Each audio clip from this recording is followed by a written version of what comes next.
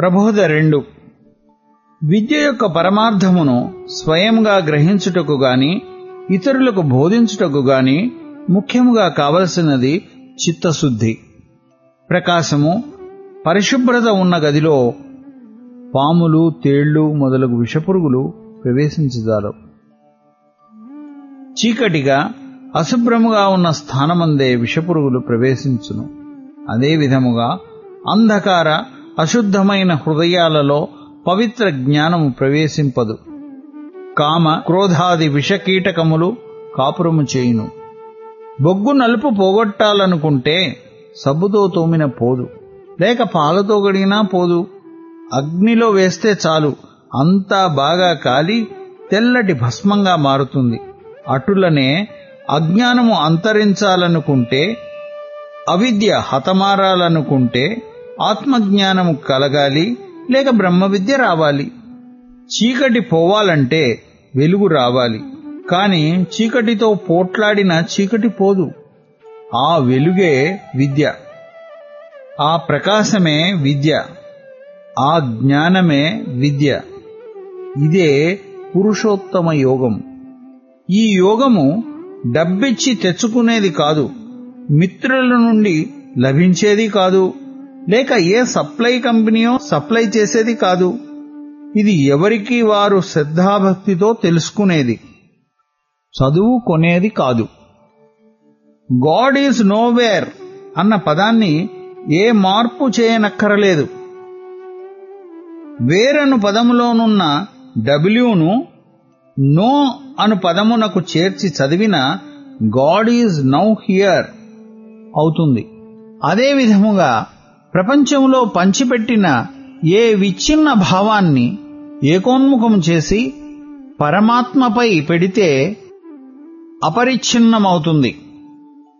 రామకృష్ణ పరమహంస, జయదేవ, గౌరాంగ, తుకారాం, తులసీదాస్, రామదాస్, కబీర్దాస్, శారదాదేవి, మీరా, సక్కుబాయ్, మల్లమ్మ మొదలైన వారికి బాహ్య చదువులంతగా లేకపోయినప్పటికీ ఈనాడు ప్రపంచమంతా అన్ని మతాల వారు, అన్ని తెగలవారు, అన్ని రాష్ట్రముల వారు వారిని పూజించుచూ గౌరవించుచున్నారంటే వారల చిత్తశుద్ధితో కూడిన ఆత్మవిశ్వాసమే మూల కారణం. చిత్తశుద్ధిని చేకూర్చున్నదే సత్య విద్య.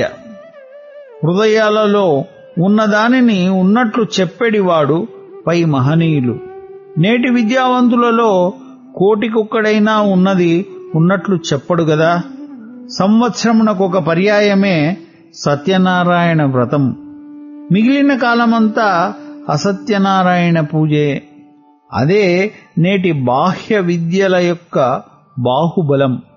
ఇట్టి వానిని విద్యలు అనవచ్చునా? కాదు కాదు. పాత్రలో ఉన్న అన్నమును తినక పరులకు పెట్టక దాచిపెట్టిన పాచిపోవును. అదే విధముగా మనలో ఉన్న లోపదోషాలు మనకు మనమైనా చక్కజేసుకొనక అనుభవజ్ఞులు చెప్పితే వినకపోయినా వారి జీవితం ఏమగును? పాచిన పప్పు కంపు కొట్టినట్లు దుర్గంధముగా మారి వారి జీవితమే నిరర్ధకమగును. మా పిల్లవాడు చాలా మంచివాడే, అయితే 2 మాత్రము దోషములున్నవి. అవి ఏవనా వానికి తెలియదు, పరులు చెప్తే వినడు అని అన్నాడట ఎవరో తండ్రి ఆనాడు. ఈనాడు ఒక పిల్లవాడు కాదు, పిల్లలందరూ అదే స్థాయిలో ఉన్నారు. ప్రతి తండ్రి ఈ మాట అనడం సహజమైంది. ఇదేనా విద్య యొక్క విలువ? పిల్లలు మంచివారే, విద్యా విధానంలో లోపమున్నది అందరికీ తెలిసిన విషయమే. కాని ఎవ్వరూ దానిని సంస్కరింపజేయలేకపోతున్నారు. అదే పెద్ద బలహీనత. చెప్పవచ్చు కోటి, చేయరు ఒక్కటి. ప్రైమరీ అనగా ప్రాథమిక పాఠశాల మొదలు విశ్వవిద్యాలయం వరకు విద్యా విధానం మారాలి అని దినపత్రికలలో ప్రకటించుతుందురే గాని ఏమి మారాలి, ఎట్లు మారాలి, దీని లోపమేమి అని తెలుపువారు గాని తీర్చిదిద్దువారు గాని కనిపించకున్నారు. ఆధ్యాత్మిక, ధార్మిక, నైతిక విలువ మానవునకు మకుటాయమానమన్న సత్యాన్ని గుర్తించలేకపోతున్నారు. సామాన్యులుగా ఉన్నప్పుడు చదువులపై అనేక వ్యాసాలు రాతురు, వేదికపై చిలుక పలుకులు కురిపింతురు. వారే అధికార స్థానమును అలంకరించినప్పుడు ఆ చెప్పిన మాటలకు పూర్తి విరుద్ధముగా చట్టముల నియమింతురు. అయస్కాంతము మంచిదే, కాని తుప్పుపట్టిన ఇనుమును ఆకర్షించదు. అనగా ఉపన్యాసాలు మంచివే, ఆచరణకు రోగం తగిలింది. ఆ తగిలిన రోగమును నయం చేస్తేనే అసలు విద్య రాణిస్తుంది. ఇనుమునకు పట్టిన తుప్పును కడిగి శుభ్రపరిచినప్పుడే అయస్కాంతము ఆకర్షించును. దీనినే మహనీయులు మనస్సేకం, వచస్సేకం, కర్మాణ్యేకం, మహాత్మానం అని అన్నారు. ఈ మూడింటి యొక్క ఏకత్వమే మానవుని నిజమైన విలువ. ఈ పవిత్ర విలువను ఈనాడు మానవుడు చేతులారా కోల్పోవుచున్నాడు. కారణం ఆత్మవిద్య తెలియకపోవుట చేత, అసలు విద్యను అభ్యసించకపోవుట చేత. పరమహంస కాలంలో ఎందరో లౌకిక విద్యావంతులు, పండితులు, మేధావులు ఉండిరి. కాని వారిలో ఆత్మజ్ఞానమంతగా ప్రకాశించలేదు. లేకున్నా ఆ పండితుల పేర్లుగాని, ఆ మేధావుల పేర్లుగాని ఎక్కడా వినిపించటలేదు.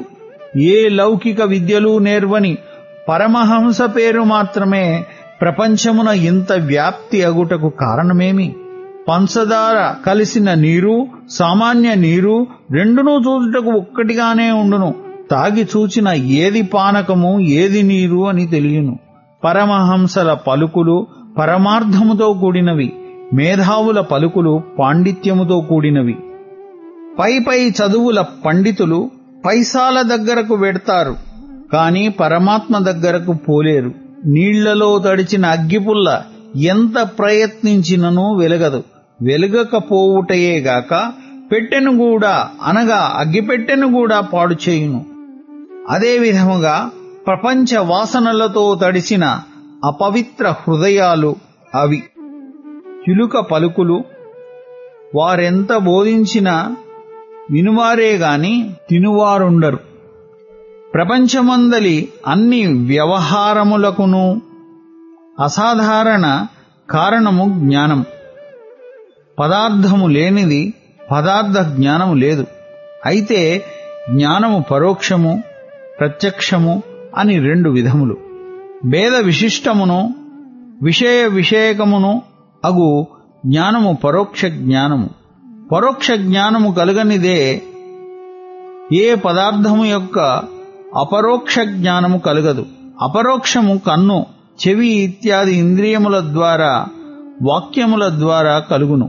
ఇది లౌకిక విద్య. అయితే బ్రహ్మ విద్య హృదయ విశాలతతో, చిత్తశుద్ధితో లభించును.